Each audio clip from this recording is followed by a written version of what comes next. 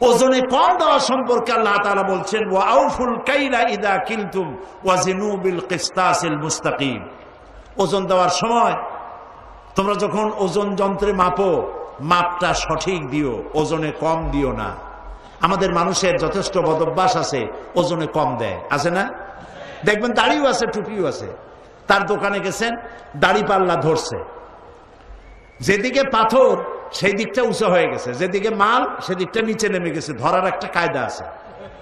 যে কেনে সে মনে করে মাশাআল্লাহ, দোকানদার তো খুবই সুবিচার। কিন্তু বাড়ি এনে আপনি নিজে মাপবেন, দেখবেন অন্তত 200 গ্রাম 500 গ্রাম বা 14 গ্রাম কম। ঠিক কিনা? আবার বলে কি ভাই, আপনার কাছে কিন্তু আমি 1 টাকাও লাভ করিনি, আল্লাহর কসম। লাভ করছে কিন্তু 30 টাকা। কথা মিথ্যা হয় নাই, 1 টাকা লাভ করিনি, 30 টাকাই লাভ করছে। তা আপনি ওজনে কম দিয়া, খাদ্যে ভেজাল দিয়া কি করতে চান? কত মাল জমাবেন, কত মাল জমাবেন? যখন পৃথিবী থেকে বিদায় হবেন তখন কাপড় কয়খান পাবেন বলেন? গ্রুপ অফ ইন্ডাস্ট্রিজের মালিক মারা গেছে, 100 কোটি টাকার মালিক, কয়খান কাপড় পাবে বলেন? আর রিক্সাওয়ালা মারা গেছে, কয়খান কাপড় পাবে? এদেশের প্রেসিডেন্ট সাহেব মারা গেছেন, কয়খান কাপড় পাবে? আর আপনি আমি মরে গেলে আর জায়গা পাবেন কয় হাত? প্রেসিডেন্ট সাহেব পাবে কয় হাত? পরিণতি যখন এই তখন এই ওজনে কম খাদ্য ভেজাল দেন কেন? চাউলের মধ্যে দেয় তুষ, কুড়া, হায় রে আল্লাহ, আরো দেয় পাথর। 2-1 জায়গায় ভাত খাইতে গিয়ে তো মনে হয় যে ডাক্তার নিয়ে খাইতে বসলে ভালো হইতো, দাঁত কয়টা ভাঙবে তার ঠিক নেই। এই যে ভেজাল আপনি দিলেন, এই ভেজাল দিয়ে কয় টাকা কামাই করবেন? আহারে, এত বড় একটা রোজার মাস গেল, মানুষ এদায় ফেলল না, কি কপাল পড়া। আহারে, মানুষের অভ্যাস হলো আরো চাই, আরো চাই, আরো চাই, চাওয়ার কোনো শেষ নাই। আল্লাহ রাব্বুল আলামিনের নবী বলেন, লাউ কানা লি ওয়াদিম মিন যাহাবিন লাহাব্বা আন ইয়াকুনা লাহু সানিন, লাউ কানা লি ইবনি আদম ওয়াদিম মিন যাহাবিন লাহাব্বা আন ইয়াকুনা লাহু সানিন। কোন আদম সন্তানকে একটা মাঠ ভর্তি করে যদি স্বর্ণ দেওয়া হয়, সে বলবে আহারে, প্যারেড ময়দানটা ভরিয়া যদি আরো সোনা দেওয়া হইতো। নবীজি বলেন, ওয়ালা ইয়ামলাউ জাওফু ইবনু আদামা ইল্লা তুরাব। আল্লাহর নবী বলেন, আদম সন্তানের পেট কবরের মাটি ছাড়া কিছুতে ভরবে না। মানুষ শুধু আরো চাই, আরো পায়, এগুলির জন্য মানুষ প্রতিযোগিতা করতে থাকে। প্রিয় ভাই সব, সুতরাং আমাদেরকে যারা ব্যবসা করেন, ওজনে কম দেবেন না, খাদ্যে ভেজাল দেবেন না। মনে থাকবে ভাই, মনে থাকবে? আল্লাহ যেন মনে রাখান, আমরা বলি আমিন। অশ্লীলতা আজ আমাদের দেশের মধ্যে ছড়িয়ে গেছে। কোরআনে সব কথা আছে, সুবহানাল্লাহ বলে, কোরআনের মধ্যে সব বলা আছে। অশ্লীলতা আজ শহরে বন্দরে সর্বত্র রন্ধ্রে রন্ধ্রে ছড়িয়ে গেছে। মহান আল্লাহ রাব্বুল আলামিন বলেন, قل إنما حرم ربي الفواحش ما ظهر منها وما بطن। হে নবী, আপনি বলুন, আমার প্রভু নিঃসন্দেহে সকল প্রকারের গোপন এবং প্রকাশ্য অশ্লীলতাকে নিষিদ্ধ ঘোষণা করেছে। আমাদের দেশে অশ্লীলতা আছে না নাই? আছে কিনা? আমাদের দেশে অশ্লীলতার নানা ধরন। এক ধরন হলো নারীর সৌন্দর্য প্রতিযোগিতা। বিভিন্ন সাবানের কোম্পানির নাম করে সৌন্দর্য প্রতিযোগিতা হচ্ছে। অন্যান্য দেশে যে সুন্দরী প্রতিযোগিতা হয়, ওই রকম বাংলাদেশে এখনো করতে সাহস পায় নাই। কারণ একবার আমি পল্টনে বলেছিলাম, যেই সুন্দরী প্রতিযোগিতা যারা করবে, যদি আমাদের এই বক্তব্যের পর যদি এটা বন্ধ না করে, তাহলে এর বিচারকরা রাস্তায় নামলে পরে তাদেরকে রাস্তার উপরেই উত্তম ভাবে মেহমানদারি করা হবে। তো তারা এটা বন্ধ করে দিয়েছিল। যারাই সুন্দরী প্রতিযোগিতা বিচারক হয়, আমি চিন্তা করে পাই না যে এরাও মানুষ নাকি? নারীর সৌন্দর্য মাপজোক করা এবং এই সৌন্দর্যের ভিত্তিতে ফার্স্ট, সেকেন্ড, থার্ড বানানো। এদেরকে সুন্দরী প্রতিযোগিতায় নারীর যেসব অঙ্গ প্রত্যঙ্গ মাপা হয়, মাপজোক করা হয়, তা কেবলমাত্র শয়তানের পক্ষেই সম্ভব।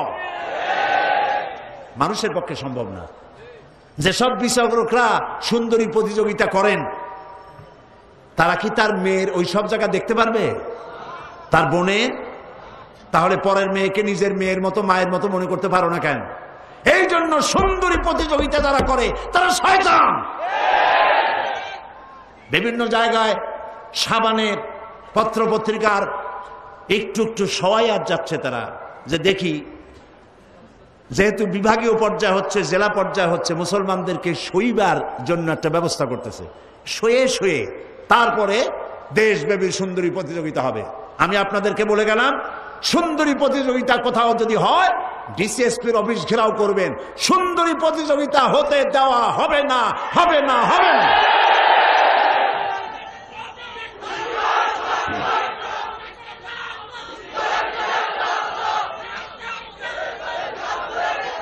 আর যেসব মা বাপ তার মেয়েকে সুন্দরী প্রতিযোগিতায় পাঠান তাদের সেন্স অফ প্রেস্টিজ সম্পর্কে আমার সন্দেহ হয়, করুণা হয়, দয়া হয়।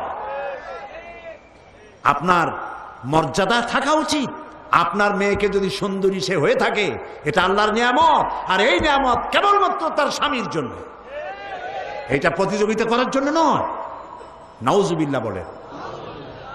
ইহুদি খ্রিস্টান এরাই মুসলমানদের মধ্যে, এরা বাংলাদেশ পৃথিবীর দ্বিতীয় বৃহত্তম মুসলিম দেশ, নারীর সৌন্দর্য প্রতিযোগিতা হতে পারে না, পারে না। প্রিয় ভাই সব, দেশের মধ্যে এইডস রোগ শুরু হয়েছে। আমাদের দেশে এ পর্যন্ত সরকারি হিসাবে 300 রোগী পাওয়া গেছে এইডস আক্রান্ত। আর এইডস হলো মারাত্মক রোগ। পশ্চিমা দেশগুলিতে এইডসে ধরছে জন্মের ধরা। যার একবার এইডস হয়, ডাক্তার একবার দেখতে আসে, এসে কিছু নসিহত করে যায়। পরে যদি আবারও ডাক্তারকে আসতে হয় তো এসে প্রথমেই জিজ্ঞেস করে, বেটা তুমি এখনো মরো নাই? তার মানে হলো এইডসের একমাত্র প্রতিষেধক হচ্ছে মরে যাওয়া। নির্ঘাত মরবেই। পাপ হয়েছে যত মডার্ন, আল্লাহর আযাবও হয়েছে ততোধিক মডার্ন। ওরা পাপকে আধুনিক বানাইছে।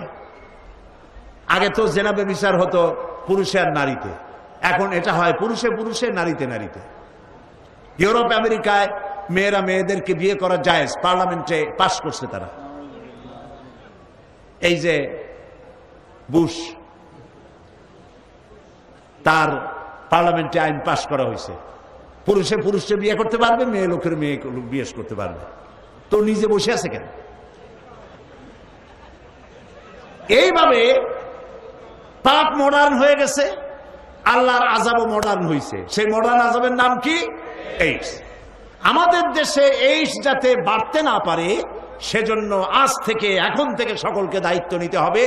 এইডস থেকে বাঁচতে পারে মানুষ কেবলমাত্র ধর্মীয় অনুশাসনের মাধ্যমে। জেনা নিজের স্ত্রী ছাড়া কোন মেয়ে লোক অথবা কোন পুরুষ, কোন মেয়ে লোক নিজের স্বামী ছাড়া আর কোন পুরুষ নিজের স্ত্রী ছাড়া যৌন সম্পর্ক স্থাপন করলেই এইডস রোগের সম্ভাবনা 100%। এটা আগে যত এইডসের সাইনবোর্ড ছিল সেগুলিতে লেখা ছিল ধর্মীয় অনুশাসন মানলেই এইডস বন্ধ হয়। কিন্তু আমি জানি না কোন লুচ্ছা, কোন লম্পট বিলবোর্ড বানাইছে সারা দেশব্যাপী, যেখানে লেখা আছে যৌন রোগে ভয় নাই, কন্ডম লইলে টেনশন নাই।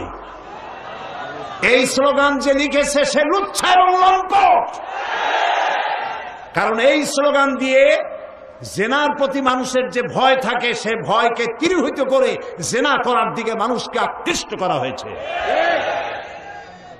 আপনারা আপনাদের ডিসিএসপি কে বলুন, চট্টগ্রামের পুলিশ কমিশনার, বিভাগীয় কমিশনারকে বলুন এই বিল যেন, এই বোর্ড যেন তারা তুলে ফেলে। যদি তুলে না ফেলে জনগণ নিজেরা জুতা মেরে এই বিল বোর্ডকে ভেঙে গুঁড়ো করে দাও।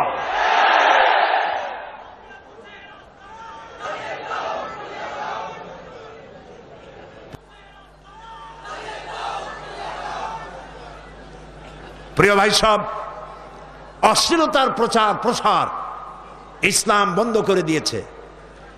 অশ্লীলতার প্রচার প্রসার যত বেশি হবে, জেনা ব্যভিচার তত বেশি হবে, ঠিক কিনা? সুতরাং এই জেনা ব্যভিচার বন্ধ করার জন্য ইসলাম মানুষকে এ কথাগুলি বলে দিয়েছে। অশ্লীলতা বন্ধ করতে হবে, অশ্লীল গান বাজনা, তারপরে ডিশ এন্টিনার মাধ্যমে হাবিজাবি ছবি এগুলি দেখানো বন্ধ করতে হবে। বিবাহ সহজ করুন, অশ্লীলতা বন্ধ করুন, জেনা ব্যভিচার ধর্ষণ এমনি কমে যাবে। আলহামদুলিল্লাহ বলে। প্রিয় ভাই সব, এইভাবে করে আল্লাহ রাব্বুল আলামিন